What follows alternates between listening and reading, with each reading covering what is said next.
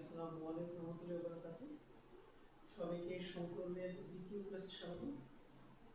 গত ক্লাসে আমরা সংকলনের বেসিক এবং এসপি সংকলন নিয়ে আলোচনা করছিলাম। তো আজকের ক্লাসে আমরা মূলত আরও তিন ধরনের সংকলন, যেমন SP2, SP3 এবং SP3D সংকলন নিয়ে আলোচনা করব। তো চলো আমরা সবার প্রথমেই SP2 সংকলনের একটি উদাহরণ নিয়ে আমরা আলোচনা করব। আমাদের প্রথম প্রশ্নটি হচ্ছে যে সংকলনের সাহায্যে BCl3 বা বোরন ট্রাইক্লোরাইড যৌগের গঠনটা ব্যাখ্যা করতে হবে। আচ্ছা, তো আমরা BCl3 এর মতো আরো দুটি যৌগ চিন্তা করতে পারি। একটি হচ্ছে বোরন ট্রাইক্লোরাইড বা BF3 এবং আরেকটি হচ্ছে আমাদের অ্যালুমিনিয়াম ট্রাইক্লোরাইড বা অ্যালুমিনিয়াম ক্লোরাইড। তো তিনটি যৌগের সংকলন কিন্তু একই হবে। তো সংকলন করার জন্য দেখো সবার প্রথমে তোমাকে কিন্তু কেন্দ্রীয় পরমাণু আইডেন্টিফাই করতে হবে। তাহলে BCl3 যৌগে আমাদের কেন্দ্রীয় পরমাণু কোনটি হবে, বোরন নাকি ক্লোরিন? সাধারণত কোনো যৌগের অণুতে যেই পরমাণু সংখ্যা কম থাকে সেই পরমাণুকে আমরা কেন্দ্রীয় পরমাণু বিবেচনা করে থাকি। তো এই ক্ষেত্রে BCl3 তে বোরন পরমাণু সংখ্যা কম এবং ক্লোরিন পরমাণু সংখ্যা বেশি, এই জন্য বোরন হচ্ছে আমাদের কেন্দ্রীয় পরমাণু। সবার প্রথমেই আমরা বোরনের ইলেকট্রন বিন্যাসটা লিখব। সেটা হচ্ছে 1s2 2s2 2p1। এবং সংকলনের জন্য সর্বদা আমরা কিন্তু যোজ্যতা স্তর বা সর্বশেষ শক্তি স্তর নিয়ে কাজ করি। তো আমরা দেখতে পাচ্ছি দেখো যে 2s অরবিটালে আমাদের দুটি ইলেকট্রন রয়েছে এবং 2p অরবিটালে আমাদের একটি ইলেকট্রন রয়েছে। সো আমরা বক্স পদ্ধতিতে ইলেকট্রন বিন্যাসটা লিখে দেব। দেখো s এর হচ্ছে দুইটি, p এর জন্য আমাদের জানি যে আমরা ঘর লাগে হচ্ছে তিনটি, px py এবং pz। এক্ষেত্রে px অরবিটালে একটি ইলেকট্রন অবস্থান করবে। ওকে, এখন আমরা যেটা করব, আমরা হচ্ছে বোরনকে উত্তেজিত অবস্থায় নিয়ে যাব। আর কোনো পরমাণুকে উত্তেজিত অবস্থায় নিয়ে গেলে তখন তার মাথায় একটি স্টার চিহ্ন দিতে হবে। তো উত্তেজিত অবস্থায় নিয়ে গেলে যেটা হবে যে s অরবিটাল থেকে একটি ইলেকট্রন স্থানান্তরিত হয়ে py অরবিটালে চলে আসবে। তো এখন আমরা দেখতে পাচ্ছি যে আমাদের s অরবিটাল, px এবং py এই তিনটি অরবিটালে তিনটি বিজোড় ইলেকট্রন রয়েছে। তো এখন আমরা যেটা করব, এখন আমরা এই s অরবিটাল, px অরবিটাল এবং py অরবিটালকে আমরা মিশ্রিত করব। এবং মিশ্রিত করলে আমরা কিন্তু সমশক্তি সম্পন্ন তিনটি সংকর অরবিটাল পাবো, যাদের প্রতিটির নাম হবে sp2। যেহেতু আমরা তিনটি বিশুদ্ধ অরবিটালকে মিশ্রিত করেছি, এই জন্য আমরা সংকরণের পর সমশক্তি সম্পন্ন তিনটি সংকর অরবিটাল পাবো, যাদের প্রত্যেকের নাম হবে sp2, কারণ আমরা একটি s এবং দুইটি p অরবিটালকে মিশ্রিত করেছি। ওকে, এখন আমাদের BCl3 এই অণুটার গঠন কেমন?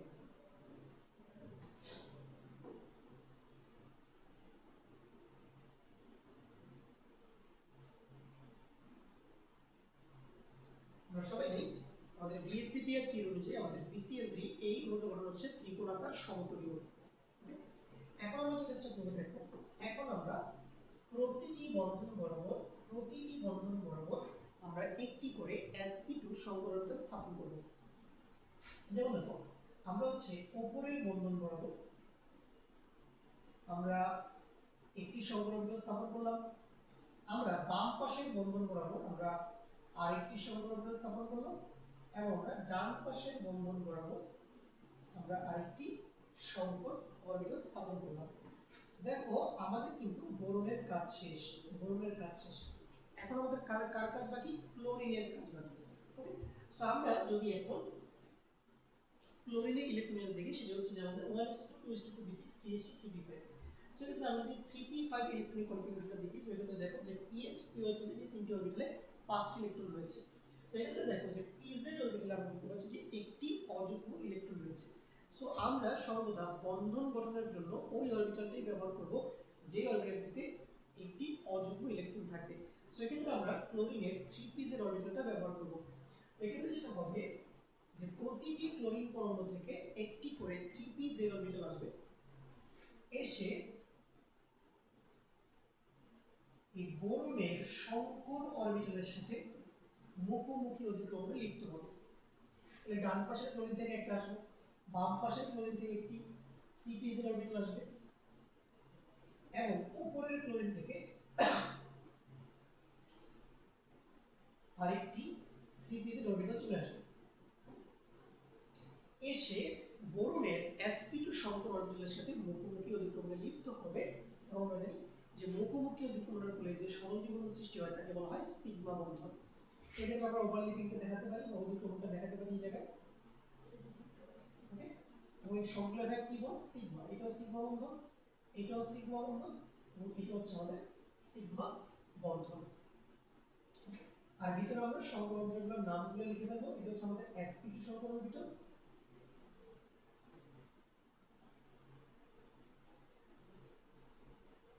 এটা হচ্ছে আমাদের sp2 সমান্তর অরবিটাল এবং এটা হচ্ছে আমাদের sp2 সমান্তর অরবিটাল। সো এভাবে আমরা কিন্তু এই BCl3 ওটা গঠন করে ফেলবো। এখানে আমরা লিখে দিব যে এটা হচ্ছে আমাদের ক্লোরিন পরমাণু, ক্লোরিনের কোন অরবিটাল এসেছে 3p-z, এটা ক্লোরিন 3p-z, এটা আমাদের ক্লোরিন 3p-z। তাহলে আমাদের অরবিটাল চিত্র হয়ে গেল। এবার আমাদের ছবি আঁকার পর আমাদের এই ক্ষেত্রে মূলত তিনটা জিনিস ব্যাখ্যা করতে হবে। সেটা হচ্ছে যে আমাদের সংকরণ হচ্ছে ক্ষেত্রে sp2 এবং এই দুটোর আকৃতি কি? আকৃতি হচ্ছে ত্রিকোণাকার সমতুলীয়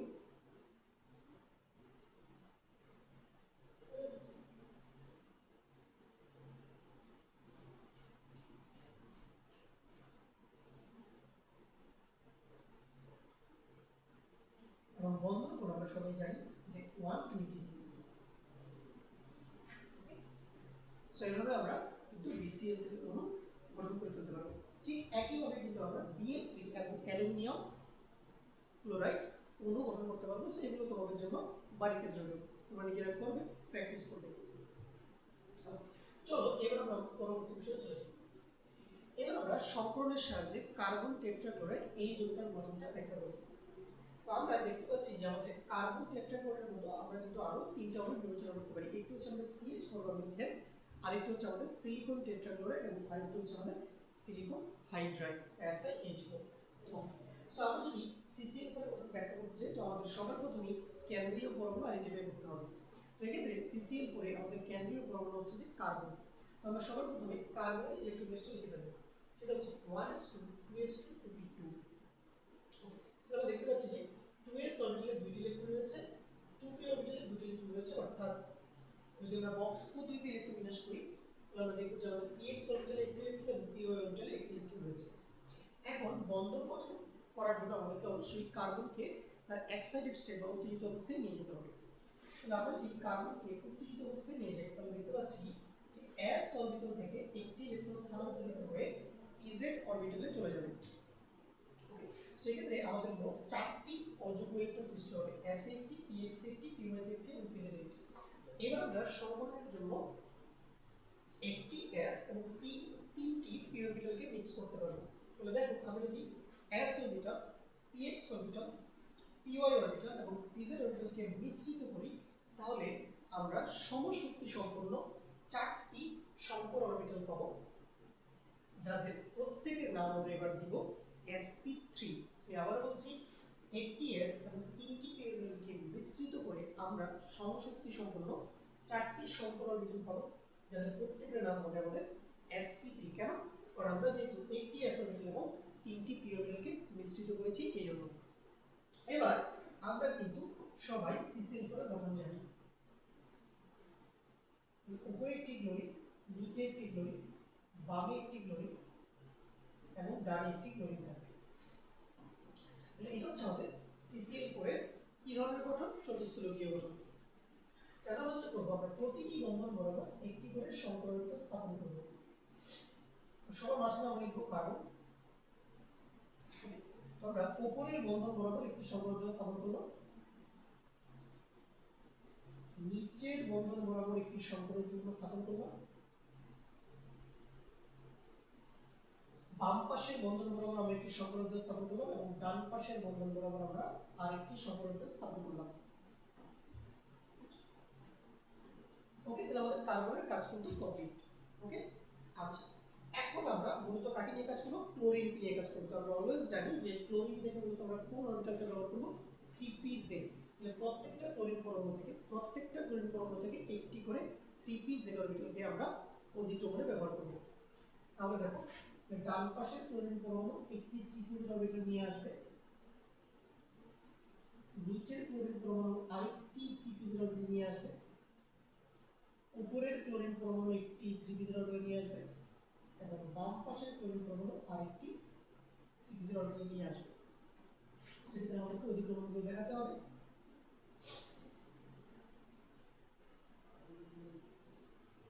আমরা লিখব যে ক্লোরিন 3pz।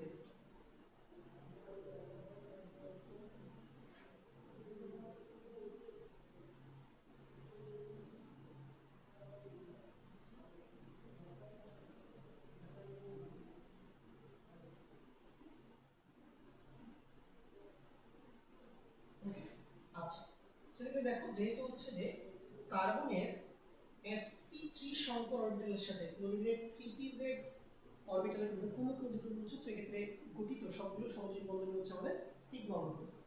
সবগুলো হচ্ছে আমাদের সিগমা বন্ধন, সিগমা সিগমা সিগমা সিগমা। এবং ভিতরে আমরা লিখে দিব হচ্ছে আমাদের sp3, প্রতিটি সংকর orbital sp3 sp3 sp3 sp3। ওকে, আচ্ছা সো এইভাবে হচ্ছে যে আমরা কার্বন টেট্রাহেড্রাল অণু গঠন করে ফেলতে পারবো। ওকে, তাহলে একটা বিষয় মাথায় রাখবে সর্বদা যে যে জায়গায় তোমার ওভারল্যাপিংটা হবে এই জায়গায় কিন্তু ভাইয়া দুইটা ইলেকট্রন রয়েছে। ওকে, দুটি ইলেকট্রন রয়েছে এবং এই দুটোর মধ্যে একটি হচ্ছে যে আপস্পিনে থাকবে এবং আরেকটি ডাউনস্পিনে থাকবে। ওকে, সো এবার চলো আমরা এই অণুটার সংকরণ আকৃতি এবং বন্ধনগুলো লিখব। সেক্ষেত্রে দেখো আমাদের সংকরণ হচ্ছে sp3 এবং আমাদের আকৃতি হবে চতুষ্কোণীয়।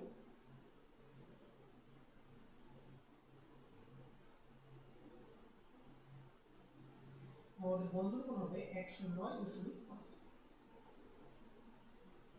আমরা সবাই জানি যে একটি আদর্শ চতুষ্কোণীকরণে বন্ধন কোণের মান কত হয়ে থাকে, 109.5 ডিগ্রি। ওকে, সো এই হচ্ছে আমাদের কার্বন টেট্রাক্লোরাইড যৌগের সংকরণ এবং তার অরবিটাল ডায়াগ্রাম।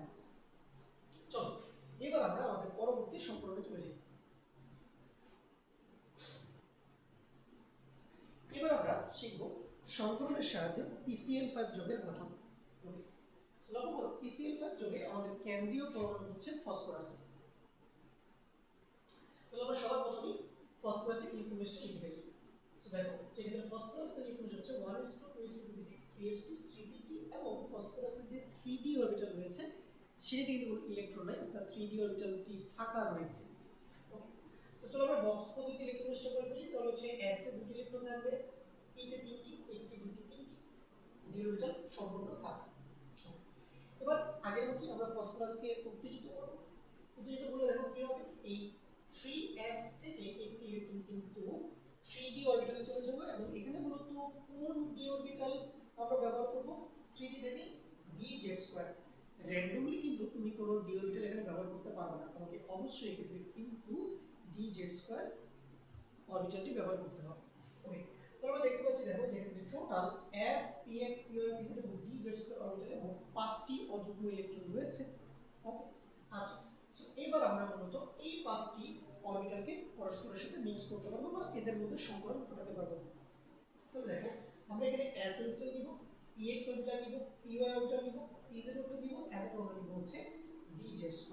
তাহলে আমরা এই 5টা অরবিটালকে পরস্পরের সাথে মিক্স করি, তাহলে আমরা সমশক্তি সম্পূর্ণ 5টি সংকর অরবিটাল পাবো, যাদের প্রত্যেকের নাম আমরা দিব,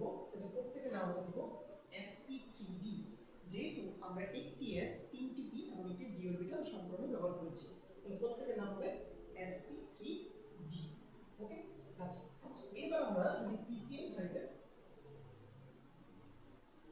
স্ট্রাকচারটা দেখি, আমরা কিন্তু PCl5 এর স্ট্রাকচার পড়ে এসেছি। এটা হচ্ছে ডান দিকে একটা ক্লোরিন, নিচে ক্লোরিন, উপরে ক্লোরিন এবং মাঝখানে এদিকে দুটো ক্লোরিন থাকে।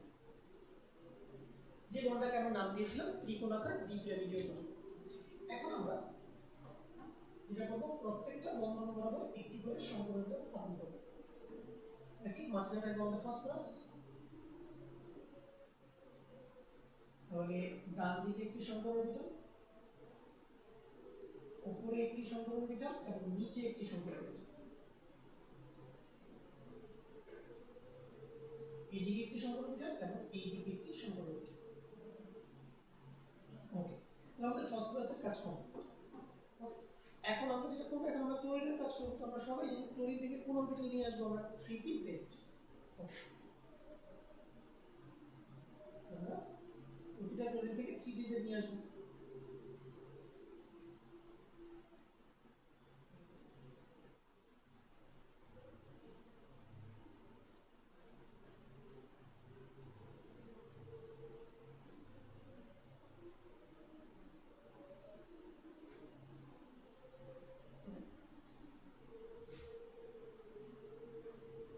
সেবার আমরা ওভারল্যাপিং গুলো দেখাবো।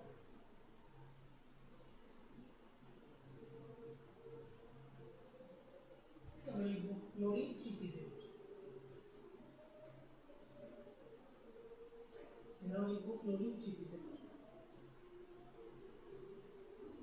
এখানেও লিখব ক্লোরিন 3p সেট।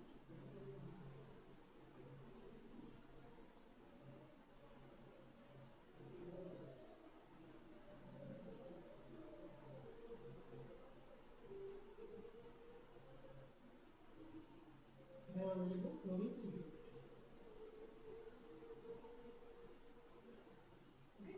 সো এভাবে আমরা এই ফসফরাসের যে sp3d সংকর অরবিটাল রয়েছে এবং তার সাথে ক্লোরিনের 3p সেট অরবিটালের মুখোমুখি অতিক্রমণের মাধ্যমে c বন্ধনগুলো গঠন করে ফেলতে পারবো। সো আমরা ভিতরে লিখে ফেলবো যে আমাদের সংকর অরবিটালের নাম, প্রতিটির নাম কি হবে বলো? sp3d। sp3d sp3d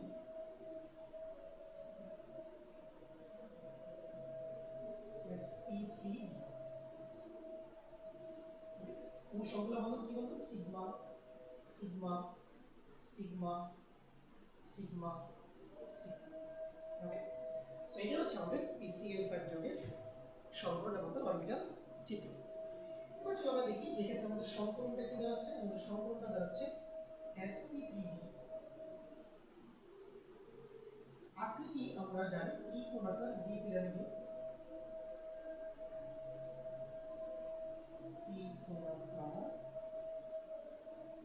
দ্বিপিরামিডীয়।